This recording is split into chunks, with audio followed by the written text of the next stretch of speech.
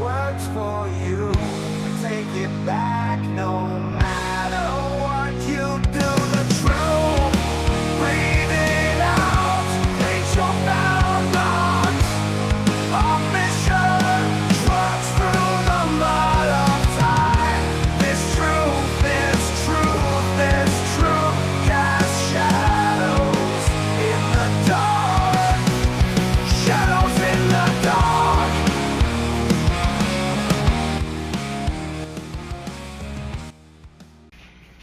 Alright, before we get started, I'm going to do something I normally don't do, and that's give advice. If you are thinking about getting into Sasquatch research, you are a new researcher that just got started, or you're a researcher that doesn't have a lot of experience being in close proximity with these things, I'm going to give you a little bit of advice. Number one, you need to watch this video. Number two, you really need to wrap your head around what you're dealing with.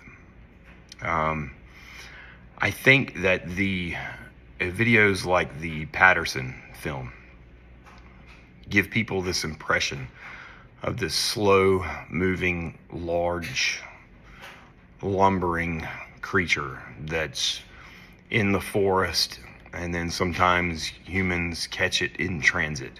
What you're about to hear and see in these videos is a good representation of their capabilities. And just really, I'm gonna go into it a little deeper, but just pay close attention. All right.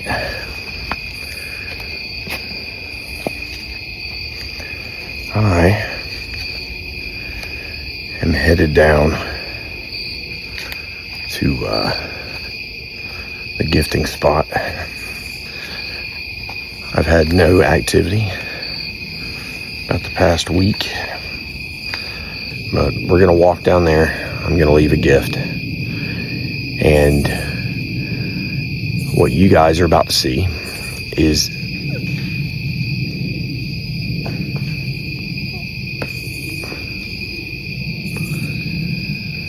something. I got that on video. Something way over there made some noise, and then something just hit the ground behind me. Gift. And what you guys are about to see is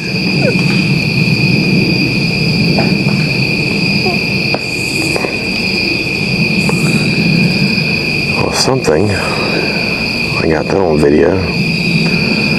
Something way over there made some noise, and then something just hit the ground behind me. I was standing right about here when that happened last night, and there was a right over there somewhere, all the first commotion, and it's obvious that whatever made that commotion threw an object, and it landed over here somewhere, and it's super obvious in the audio, but yeah, they're over there somewhere. All right, this is super cool because you're going to be able to hear the movement that's out in front of me, the object leaving that area and then landing right behind me. Is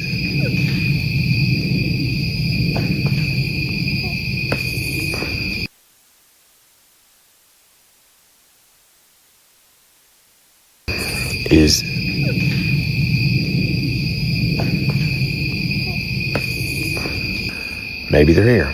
Anyway, but what you were about to see is from the night of the 25th, September 25th, when I went down there, did my experiment with the mask, and while I was doing that and trying to do something completely out of the ordinary and ignore them, I crossed the creek And then I started to go up the hill, a very, very, very, very close break that made my hair stand on end because of how close it was. It took everything I had not to react to that, but that was my goal, is no matter what they did, to not react. And it took a lot, especially on that one. So I got the very loud break, 3 vocals, some like movement around, maybe some tapping, and then an obvious wood knock, and then another vocal. Something else. Well, you guys have already seen that video. It's the last video I put up, but I left the camera there for 2 hours and 15 minutes. And my God, let me tell you, let's start walking. I gotta go to bed sometime. So, I gotta be able to, I want you guys to be able to see me, and I gotta be able to see. So anyway, I left the camera out there for 2 hours and 15 minutes.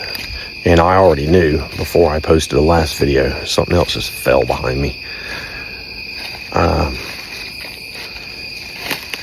That it was going to be a good video, or that there was going to be activity down there. Number one, I already knew they were there. And the weird thing about these creatures is anytime they're around and I leave something in the woods, like a recorder or something, it's almost like they perform for it, or like they're testing it.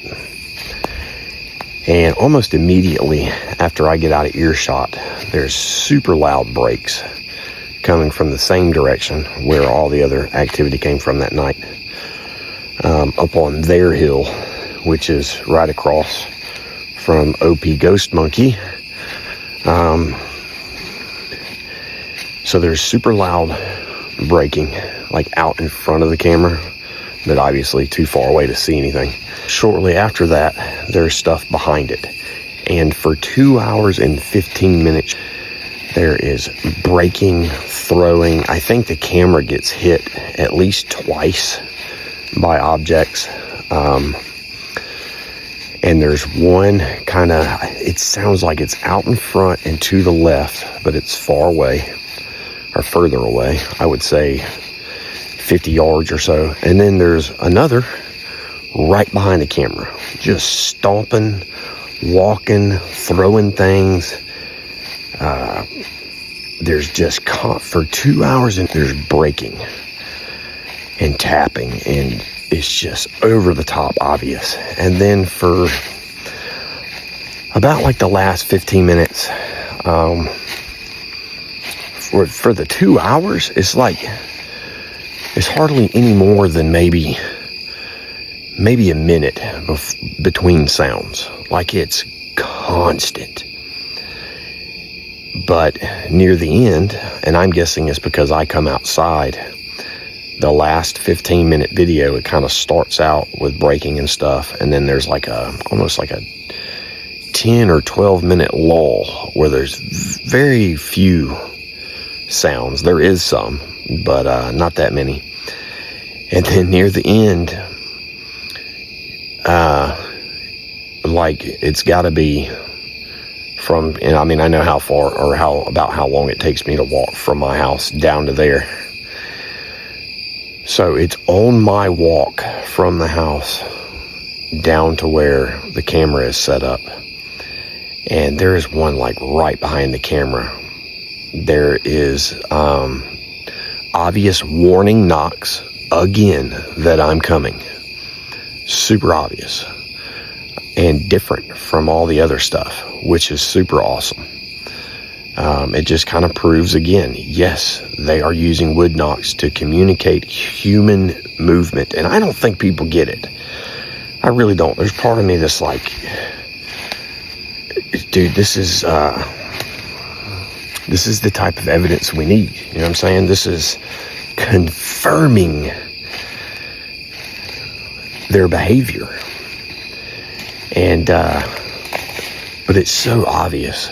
Like the last few minutes, it gets quiet and there's movement, and the thing's like right behind the camera. and you can hear steps like super close. And then it's like moving, it sounds like it moves off maybe.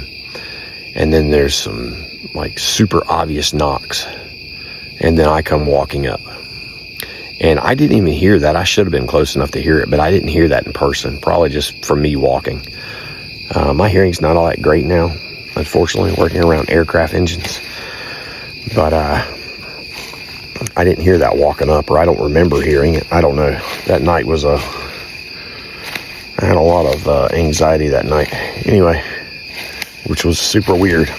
But anyway, I'm not going to play 2 hours and 15 minutes of all that, because you gotta really be interested in the actual research side of things to sit and listen to these noises for 2 hours and 15 minutes. So I cut it down like the most important or obvious sounds, even though the whole thing's just filled with obvious noises. Like the loudest ones and the closest ones is what I cut it down to. I think it's 14 minutes. And it's just constant. Just break, slam, break, tap, throw, break, hit, break, hit. It's just absolutely nuts. But we'll see what happens tonight. But anyway, hope you guys enjoy. Before we get started, you're probably going to hear the dryer in the background. Don't worry about that. You're not going to hear that when I actually go through this audio. But we're going to go through a couple pieces of the audio first before you guys watch the whole video. Because even if you don't sit through the whole 14 minutes of listening to what's going on around this camera, you really need to kind of grasp exactly what's going on. Because it's pretty amazing, and it also highlights exactly what we're dealing with. Why it's so difficult to get these creatures on camera, or to catch them off guard, or to really even make a whole lot of progress. There's about 3 different spots, or 3 different times when the creature is... So it starts out, there's a pretty close break, like out in front. Not real close, it's like, I don't know, probably within maybe 30 yards or so, I don't know. And then it's obvious one comes in and it ends up like behind the camera. Number one, how the hell they know the front of the camera and the back of the camera, I'll never know. I'm guessing the light's on the front of it.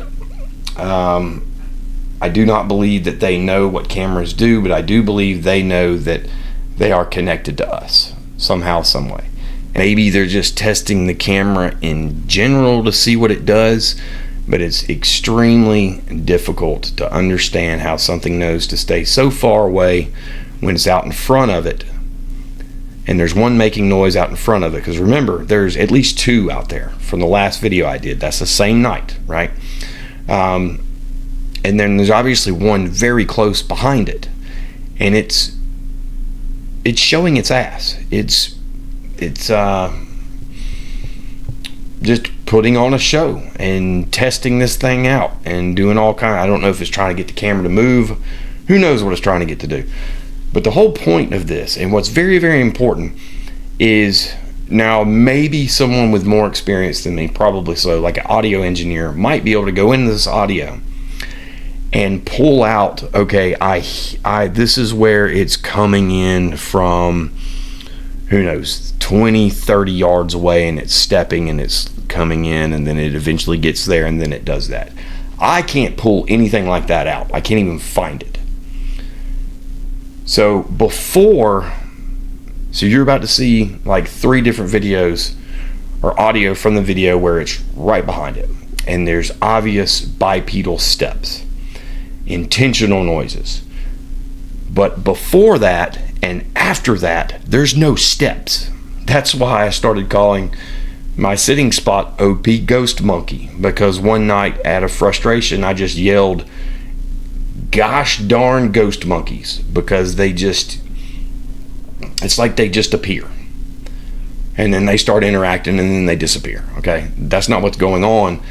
But this ability to be able to walk completely silently until they want you to know they're there, and to become very, very obvious, is mind-blowing. And people need to know that. People need to know when you're going out in the field with these things. In my particular situation, I don't feel like I'm in danger, even though I do get, I get the ick feeling every once in a while and get scared. But out and about in other areas dealing with creatures you've never had any experience with, you got to understand this, that they can come and go at will, and you're never going to have the advantage. So let's listen to this first part.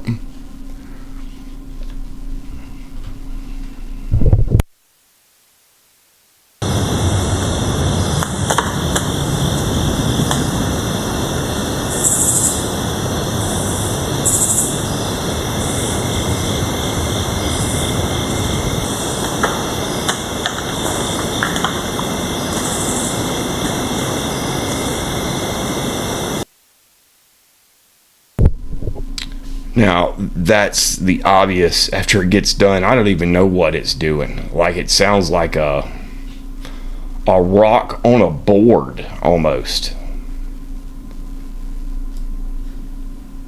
But there's obvious bipedal footsteps.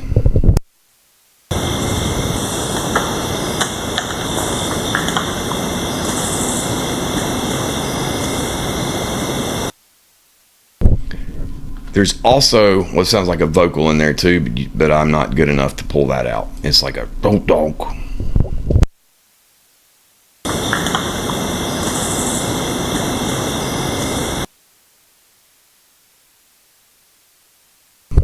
Right around there.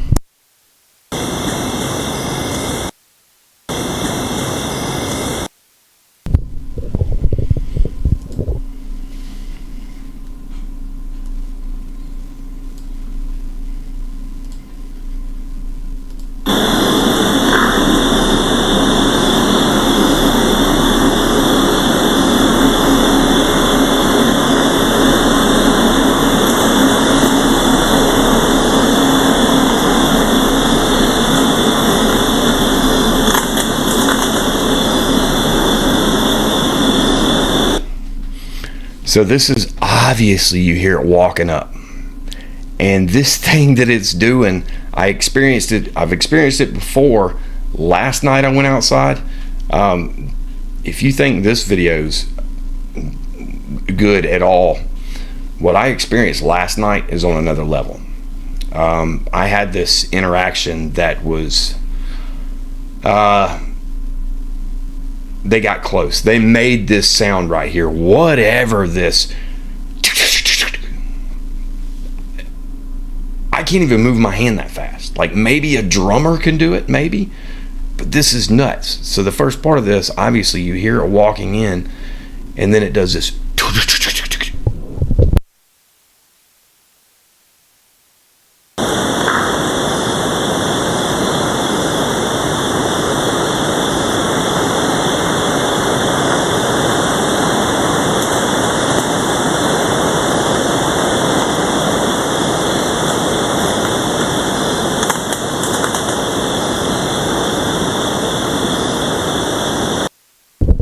No clue how it accomplishes doing that.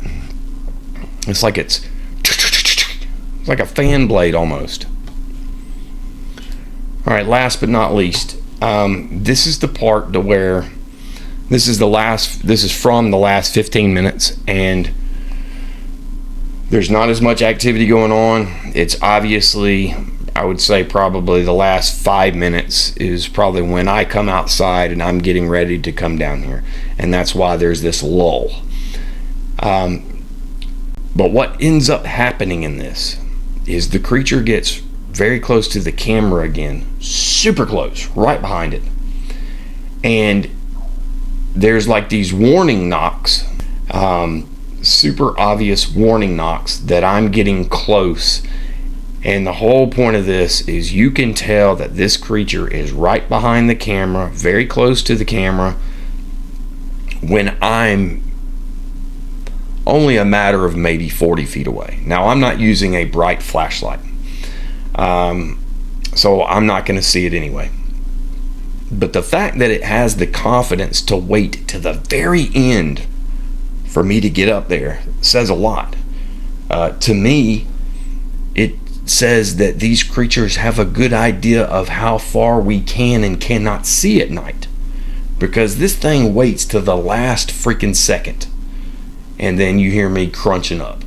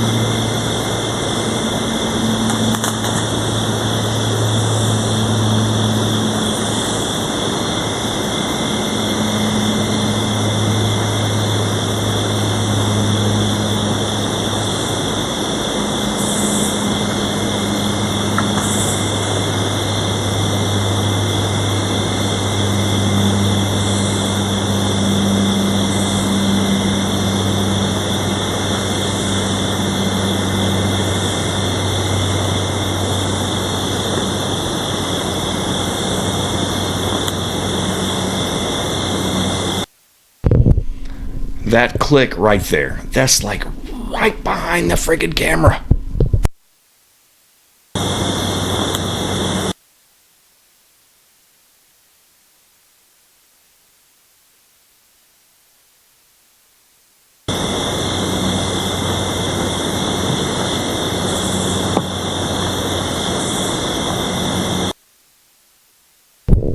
And that almost sounds like it hits the camera, or it hits something it almost sounds like me tapping on a mic.